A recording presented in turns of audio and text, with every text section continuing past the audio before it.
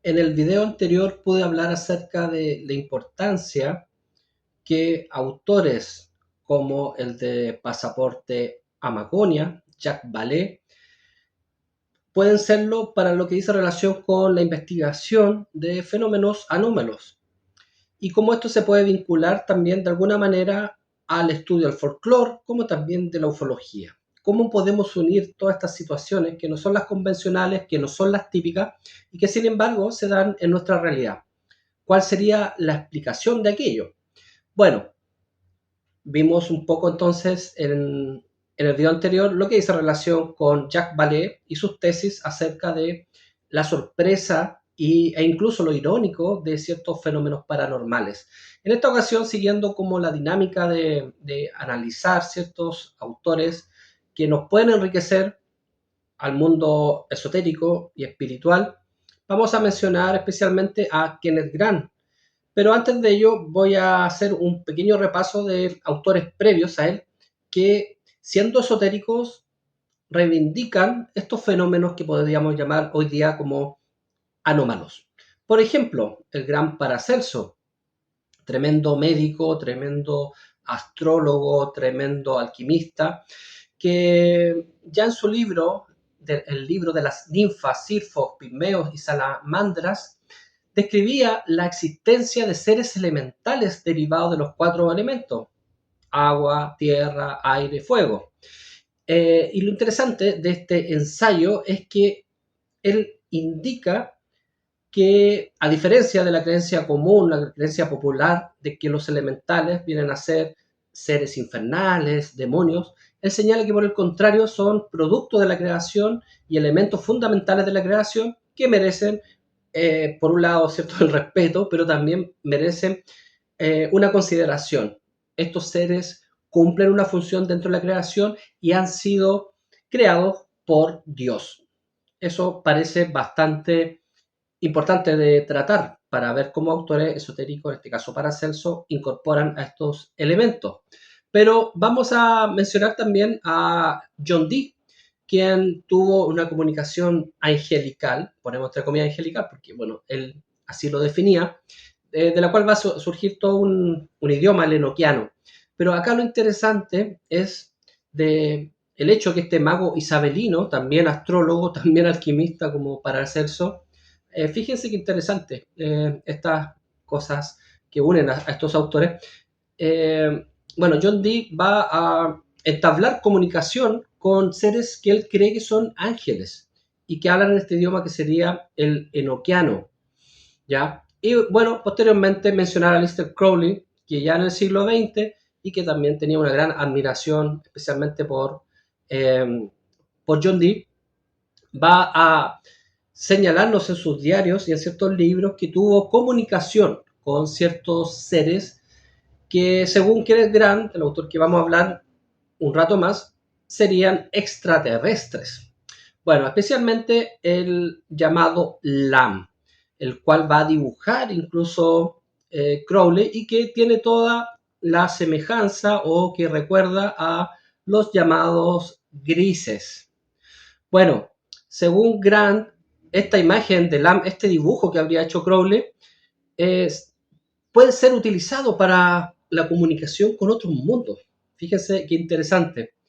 Y esta entidad, este ser llamado Lam, podría hacer un nexo entre Sirio y Andrómeda. Bueno, el papel de Sirio en todo este tipo de situaciones es fundamental. Están la tribu Dogon en África, pero hay toda una serie de estudiosos y de magos que se vinculan de alguna manera a Sirio. Ahí eso se los dejo como un dato interesante.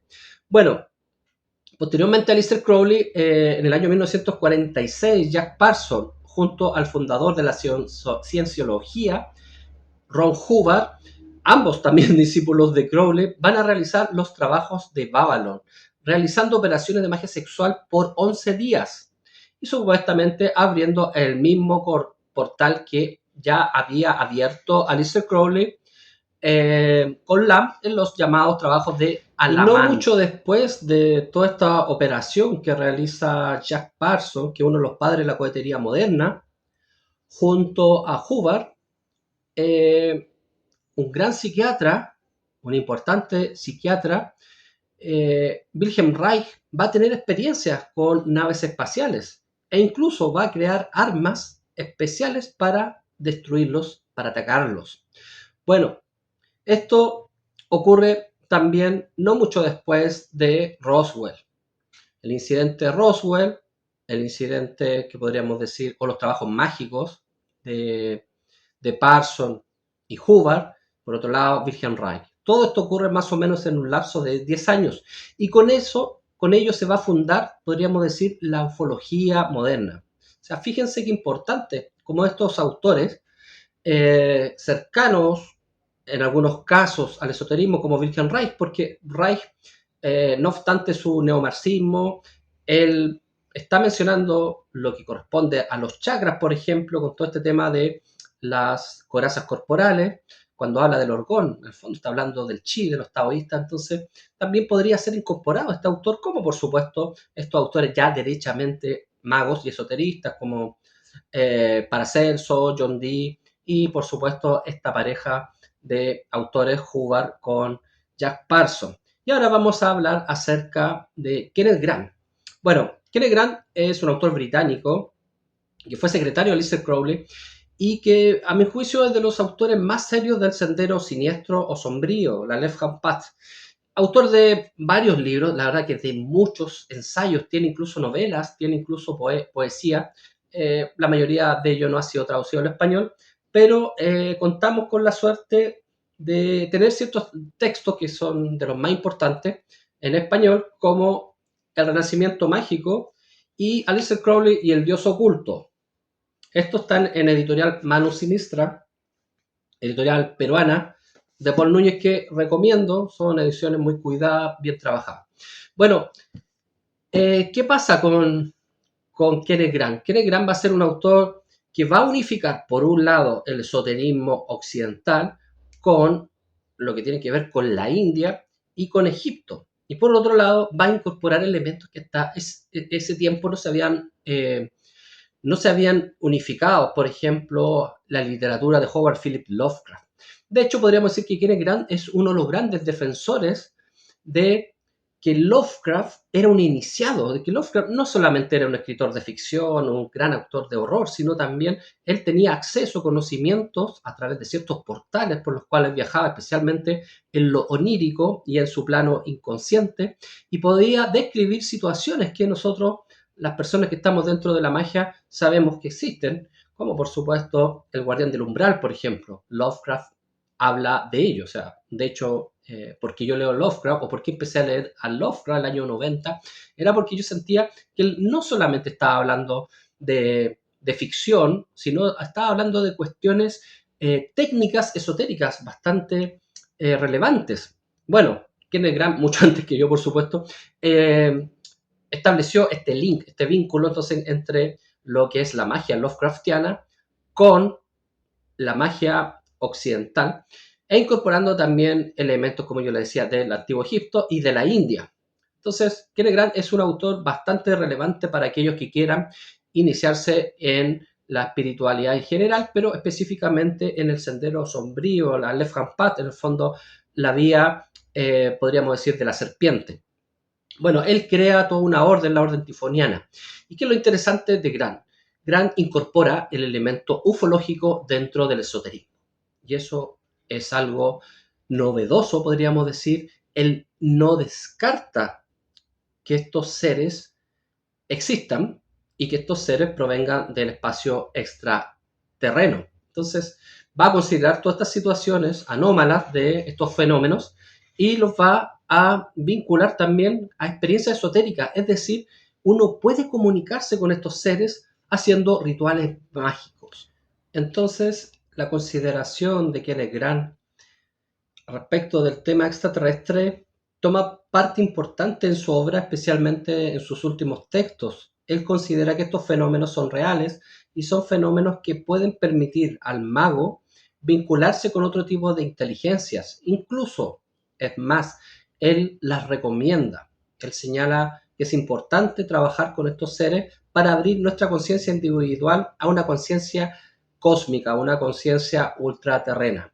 Bueno, voy a leer algo que me parece que vale la pena compartir respecto de una de sus últimas obras, que se puede traducir algo así como Más allá de las puertas, donde Kenneth Grant habla acerca del mito artúrico, pero donde también menciona el fenómeno de los ovnis. Arturo, refiriéndose por supuesto al rey Arturo, está vinculado con los ciclos míticos del sangre real, la sangre real, real o santa. Realeza que aquí denota lo espiritual a diferencia de la realidad terrenal. Se dice que el Graal cayó del cielo. Efectivamente, esta es una nota marginal mía. Efectivamente, si leemos a ciertos autores como Wolfram von Eschenbach, por ejemplo, recalcan este aspecto del Grial como una piedra esmeralda caída desde el cielo, incluso, dice Eschenbach, desde la corona de Lucifer. Bueno, esta es una clara referencia a la procedencia extraterrestre del Grial y por tanto de la sangre. Su origen se encuentra en el complejo estelar tifoniano por el dios Tifón egipcio, que dio nombre al rey Arturo, según Maspero, el investigador, el arqueólogo, el historiador del mundo egipcio. Tifón fue designado señor del mar.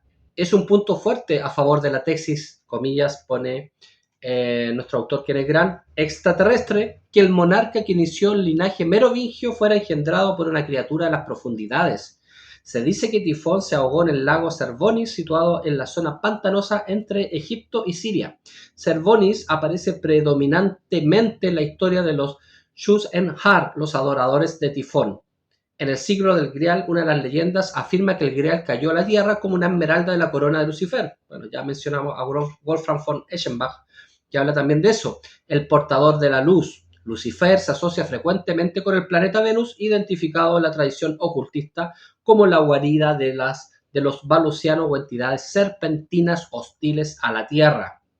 Estas leyendas son depositarias de ciclos de conocimiento arcano que abarcan eones. La epopeya del Grial se remonta a una etapa relativamente tardía de la gnosis tifoniana, cuando el planeta Venus era utilizado por los exteriores, los seres que están más allá, como base para su interpenetración con la atmósfera astral terrestre. La vasija poco profunda o con forma de platillo, ahí está, evoca ciertos tipos de naves espaciales actualmente clasificadas como ovnis. Fíjense qué interesante este paralelo que hace Grant respecto de la vasija, el grial, el gral, el vaso, donde estaría depositada la sangre de Cristo, que tiene un origen extraterrestre y que se vincula esta forma con los platillos voladores. Bueno, esto también nos recuerda un poco la tesis de Carl Gustav Jung, quien en otra trinchera desde la psiquiatría y la psicología, él señala que este es un mito moderno donde el ser humano necesita la totalidad y el círculo significa la completitud. Entonces las personas modernas necesitan esta vinculación con esa totalidad y que su inconsciente en el fondo va a desarrollar, el inconsciente colectivo desarrolla estos símbolos como una especie de manifestación de un nuevo Dios. Bueno, no deja de ser parecida la visión en cuanto al símbolo al menos del círculo con el ovni, el platillo volador, con lo de Jung y también lo de nuestro autor. Resulta, sigue Grant, significativo que los templarios incluyeran la imagen en su simbolismo y el gran sello de la Ordo Templi Orientis, orden donde estaba Lister Crowley, donde estuvo también Grant, el grial se representa encerrado en el óvalo gótico o vesica piscis, la vejiga de pez que simboliza a los profundos. Bueno, eso ya es materia de Lovecraft, los profundos, los seres de los cuales habla Howard Philip Lovecraft. Todo está en el huevo. Y bueno, ahí podríamos especular mucho qué quiso decir aquí con el huevo. Bueno, Crowley también habla mucho de esto, la gallina, el huevo y el significado que hay ahí detrás, pero esa es otra materia. Lo interesante es cierto esta forma del grial, la forma del vaso, la forma esférica, la forma circular, el óvalo en el fondo que va a vincularse entonces con esta, con las naves u objetos llamados ovnis, que en realidad tienen varias formas, pero uno de los primeros, los que se hizo como más conocidos por la cultura popular, es esta. Y así he querido mostrar un poco cómo el esoterismo puede también vincularse a este tipo de materia y puede buscar una explicación. Lamentablemente no la dio René Guénon, porque en esa época todavía esto era muy incipiente, pero sí vimos que, por ejemplo, Kenneth Grant se refirió a este tema de manera directa. En un próximo video espero hablar de estas temáticas y de estos seres y de estas inteligencias que pueden venir de otro planeta, pueden venir de otras dimensiones o pueden ser intraterrestres o incluso humanos del futuro, que han dejado ciertas huellas en el folclore, en el esoterismo, en las religiones, en el simbolismo y en la ufología moderna. Entonces, próximamente quiero hablar especialmente de Henri Corbin, un autor francés que fue de los traductores de Heidegger al francés incluso, pero que habla del mundus imaginalis, que nos va a permitir cómo entender ciertas cosas, como también Patrick Harpur con su idea de la realidad daimónica. Creo que son dos autores que también nos pueden ayudar a entender y desentrañar esta problemática de las naves espaciales extraterrestres y de los seres que las manejan. Espero te haya parecido interesante este video, dale like, suscríbete a mi canal y participa también en las membresías del mismo. Muchas gracias.